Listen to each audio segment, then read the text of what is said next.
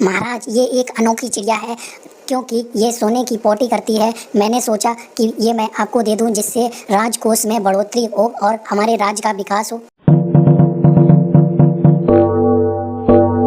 जंगल में एक विशाल पेड़ पर एक चिड़िया रहती थी।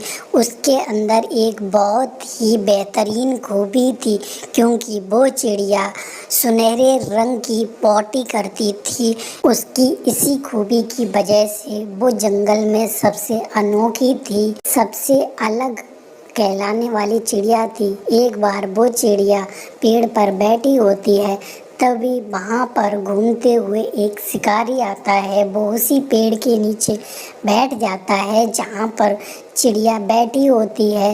वो पेड़ की छाँव में बैठा होता है। तभी वो देखता है कि चिड़िया पोटी करती है और वो देखकर चौंक जाता है कि चिड़िया ने सोने की पोटी करी है। चिड़िया की ऐसी अनोखी खूबी देखकर वो शिकारी बहुत ज़्यादा आश्चर्यचकित हो जाता है और सोचता है कि काश ये चिड़िया मेरे पास होती तो मैं तो माला माल हो जाऊंगा। कैसे भी करके मुझे इस चिड़िया को पकड़ना चाहिए।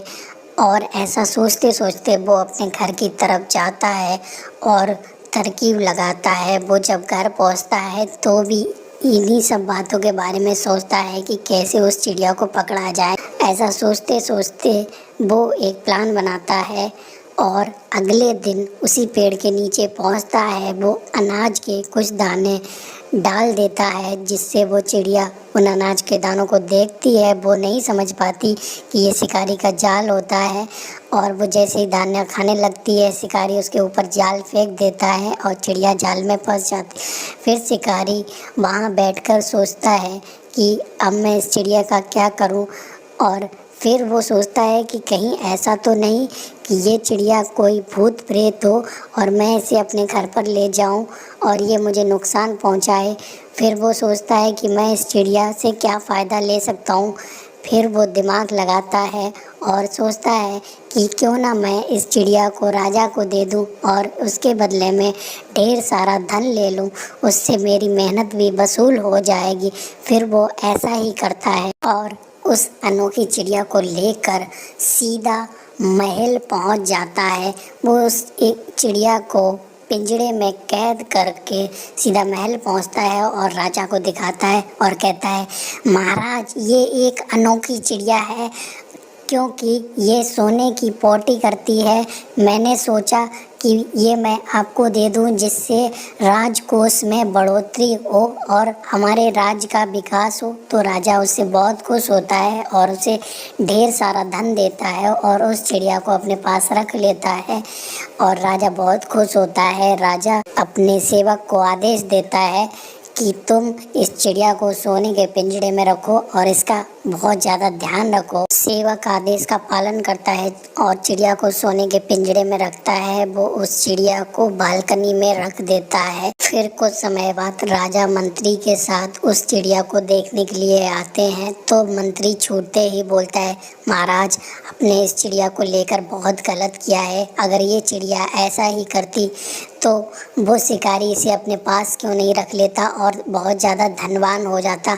तो राजा को मंत्री की बात बहुत सही लगती है। उसके बाद राजा बिना कुछ सोचे और जांचे ही उस चिड़िया को पिंजड़े से आज़ाद कर देता है। चिड़िया वहाँ से आज़ाद होकर सीधा उड़ते हुए अपने पेड़ पर आती है और वहाँ बैठकर मन ही मन सोचती है कि इस संसार में कितने सारे मूर्ख भरे हुए हैं।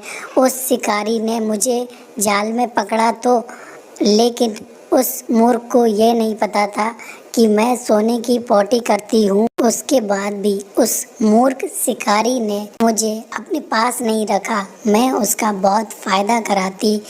उस मूर्ख ने मुझे राजा को दे दिया और राजा भी इतना बड़ा बेवकूफ़ था कि उसने बिना जांचे परखे ही मुझे आज़ाद कर दिया। इस संसार में कितने सारे मूर्ख भरे हुए हैं। ये सोचकर चिड़िया मन ही मन बहुत खुश होती है। इस कहानी से हमें शिक्षा मिलती है कि किसी भी चीज़ को बिना जांचे परखे किसी नतीजे पर नहीं पहुंचना चाहिए।